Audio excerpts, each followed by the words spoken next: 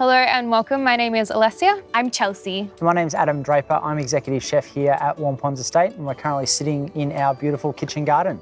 Alessia and I are third year students studying nutrition at Deakin University, and we have been working on a really exciting project that we can't wait to share with you all.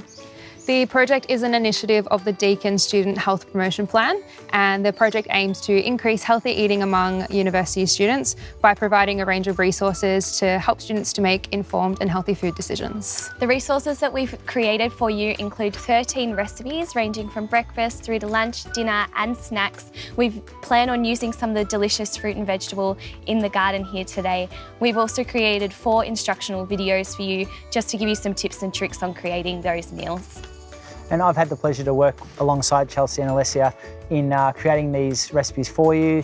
They're quick, they're nutritious, they're delicious, they are very cost effective, and they travel well. You can eat them at home, you can prep ahead of time.